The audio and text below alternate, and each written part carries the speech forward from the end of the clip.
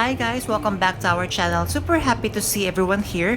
So as promised, this is the part 2 of our Florentia Village outlet shopping experience. So for the part 1, hope you've seen that. If not, I'm going to link it on the description box below. So we have so many luxury brands that we are going to visit, from Burberry, Bottega Veneta, YSL, and many more. Hope you enjoy. Happy shopping! Hi guys, Ron here, Suking Budgetarian Fashionista.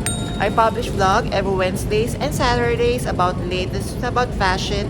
I do luxury shopping vlogs, hauls, and unboxings. I also do bag reviews and provide styling tips. I'm inviting you to please join our ever-growing fam. There's a cute little icon here, so please click on this so you can easily subscribe and be a member of our growing luxury addicted family. Please help me reach my 4,000 to 5,000 subbies, guys. I would really appreciate it. And kindly like and share this video, and follow me on my new Instagram account, that's @ramir52, for daily updates and styling tips coming from me.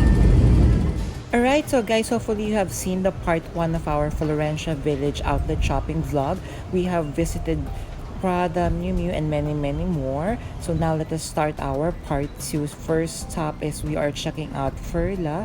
So they have Furla here. They have classic bags from the brand. So let us check out the window display first. Again guys, all the prices that I would be noting here are in HKD and are already the sale price.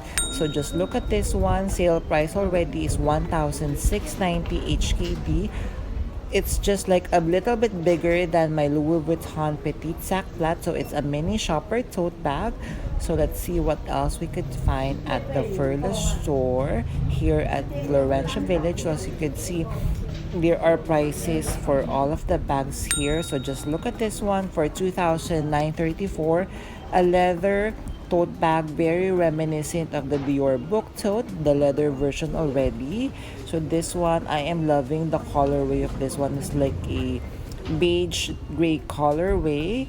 Then we have beautiful leather bags, leather selection. So let us check out what we could find more. So they have lots of stocks inside. I am loving this combination over here. It's metallic croc finish. Sale price is 2,784 HKD. So all of these bags, guys, are on sale. So the price is around below 2,000 HKD. So let me just show you back again.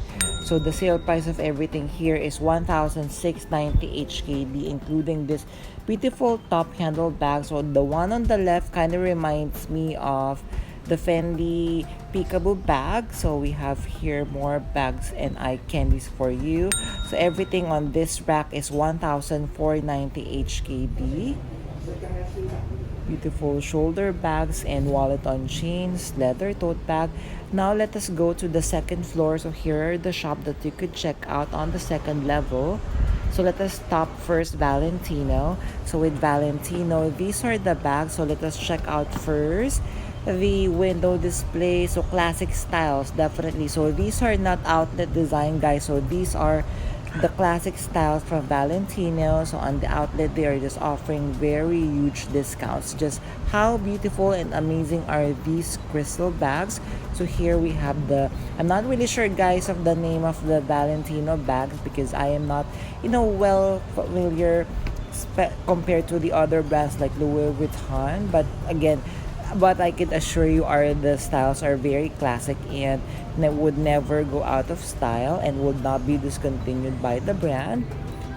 So this one, sale price is 13,650, like a vanity bag. Guys, who here is excited with their new creative director, Alessandro Michele? Honestly, I am so excited what we could see with Valentino in the upcoming months. So this one, sale price is 2,220. So inside the store, they have accessory section like this. They have wallet on chain. So let us check out more Valentino eye candy. So this one, loving the top handle and loving the giant Roman studs, if I'm not mistaken. Love this colorway as well. So let's see what we could find more. 11,972. Oh yeah.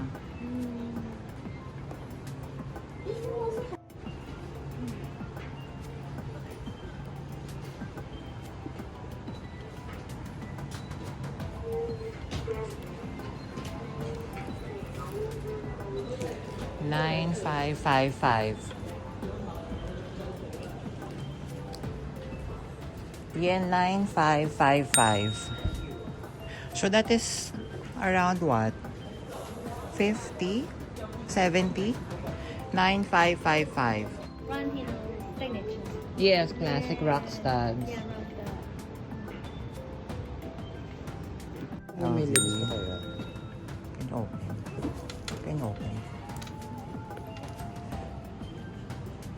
Kasi this is a lot expensive. Kasi it's full of studs. Parang I like this. Ito gusto ko. yeah. This one light stand is because Yep. it's heavy. Mm-hmm. It's the stars. Inside Valentino, they have additional discounts, so the final sale price of this bag is 11,600 HKD.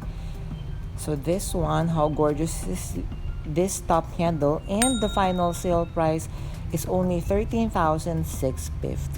Loving the black and gold combo. Here I'm trying it on. How gorgeous is this one? So it's like a Kelly style bag with studs. How chic and how fashion forward and edgy at the same style. So it is kind of the bags that I wanted to add in my collection in the future. So here we have more bags. So this one, 15,351 HKD. So these are the classic styles from Valentino, like the shoulder bags with giant Roman stud design. Loving this red on red color combination. So we have more eye candies for you.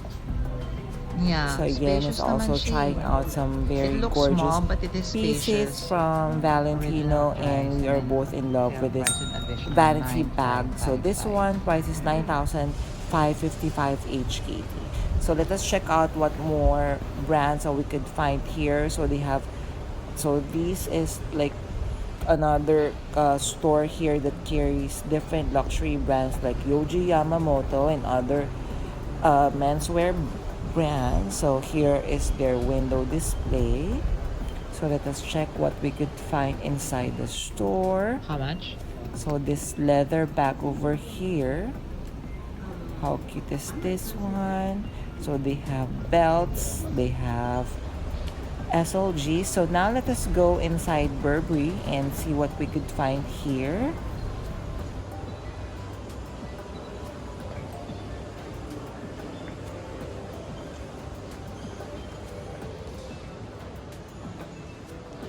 Beshi, you've met again. Let's go to Burberry first before Balenciaga.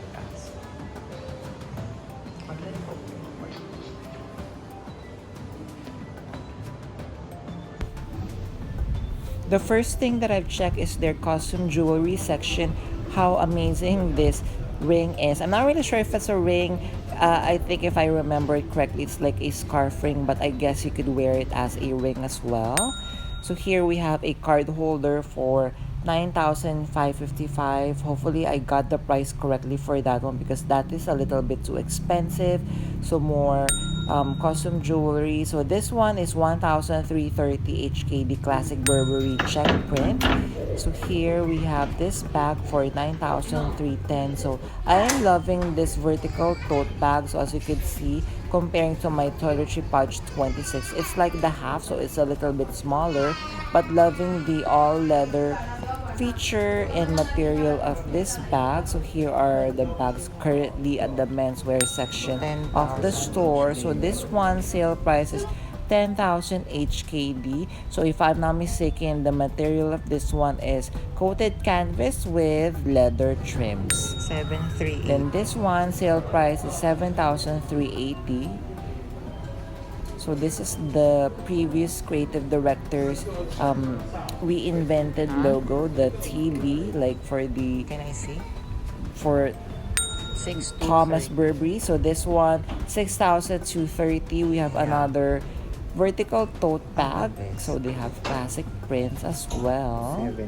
So this one, the price is 10,710 HKD. So it's made of canvas with leather trims, as you can see here. What do you think of this style? Kindly comment down below.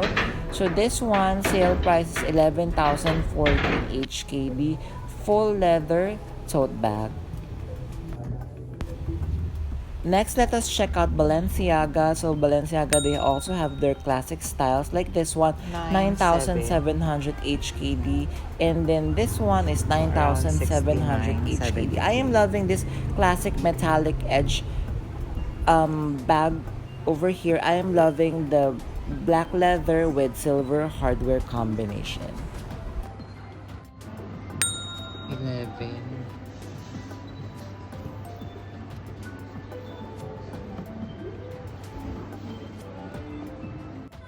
9,000 HKD.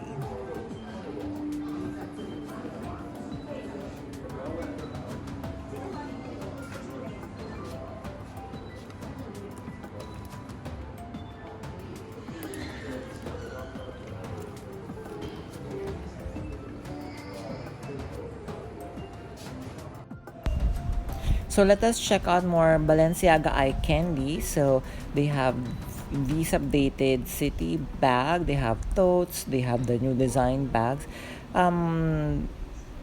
For me, guys, I'm not really sure with the different logos. So this one, loving this. So this is like the most affordable of the brand. So that is 7,450 HKD. I was so really tempted about this one. It's just that I feel that the size is a little bit smaller from my liking because I currently am loving with medium to large bags. So this one also really affordable, 3,400 HKD for a metallic vertical mini shopper tote bag from Balenciaga. So they have it in other colors as well, as you can see here.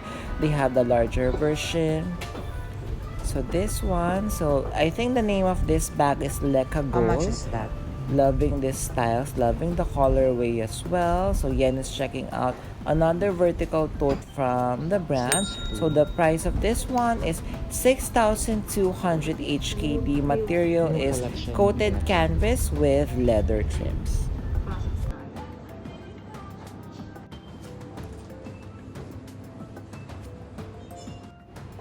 $16,600, 118K.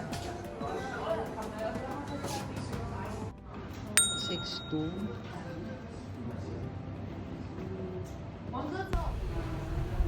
Alright, so after Balenciaga, let us check out YSL. Guys, please take note, inside this store, they are not allowing anyone to take photos or videos. So these are incognito shots. So this one, sale price is 9,600 HKD. This one, 12,040 HKD for a croc finish sac de jour bag. Here, I am trying it on because I'm not really sure if I would still want to add sac de jour because I am finding that since it doesn't have any closing, I may find it difficult to bring it with me. But this one, guys, loving this very beautiful sunset bag. Sale price of 11,000 HKD. Although the color, to be honest, if I could find a much darker color, then that would be perfect. But the size of this one, top handle, it comes with strap, then it is so perfect for me.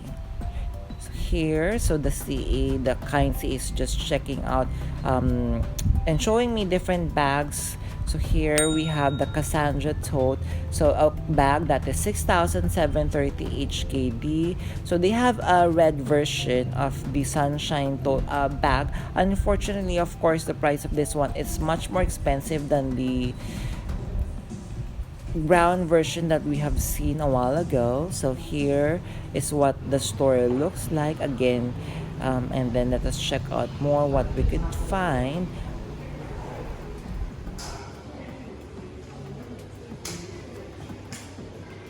So after YSL, the last shop that we are going to visit is Bottega Veneta.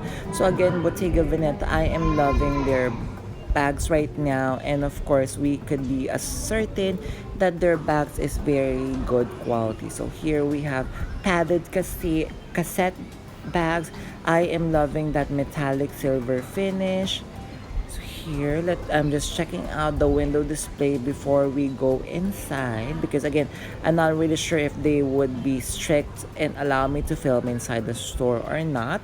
So I'm just getting enough footage for you guys. So guys, I was surprised of this one, 7,938. So this is the Jody bag of Cassie, and so this one I was so surprised and I was really tempted. So here we have another bag, 13,000 HKD. So it's like a barrel shoulder bag style. I am loving the noir 9730. colorway of The this one. jewelry is Then this one, 7,000. 9,730 HKD.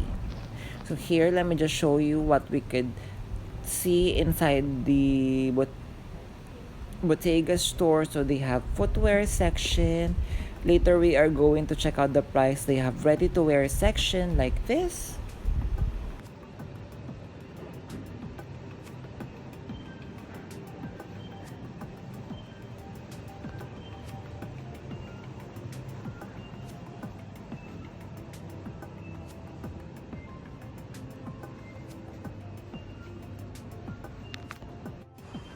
$7,000.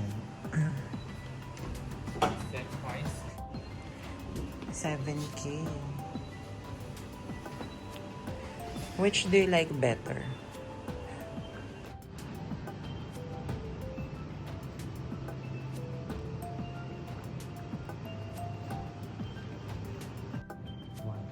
So now let us check out the footwear section and let's see what we could find here. Pinicturean pa ako niya. Kuya ka niya. So again, here is what the store looks like. So more eye candies for you. They have so many different bags and so many current bag designs as well. They also have SLGs. So they have this current bag, the Arco bag, if I'm not mistaken the name of this one. But please don't quote me on that. So I'm just showing you some very beautiful eye candies. So they have padded cassette with that very heavy chain strap. Okay, so we have more bags. So that is the Jody bag that Cassie Thorpe has. Since it is a patent leather, I'm not really sure the reason why I think I did not get that is because I was afraid that I would be damaging the leather and it would not be able to replace it. So this one, 4,550. I am loving this black leather shoes. So the price of this one is 2,750, much more affordable than this 4,950 HKD. Loving the contrast of green and black. Then we have this shoes over here. Price is 3,120 HKD. Then 4,300 for this design. So here, another look inside the Bottega Veneta store. So then of course, afterwards, it's dinner. Let's eat.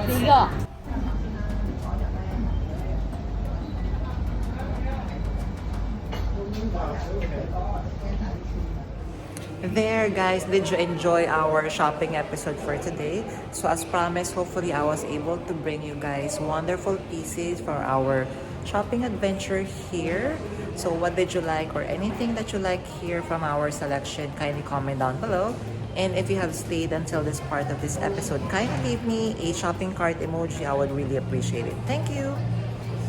Again guys, before we end our episode for today, I'm inviting you all to please join our ever-growing fan. There's a cute little icon here.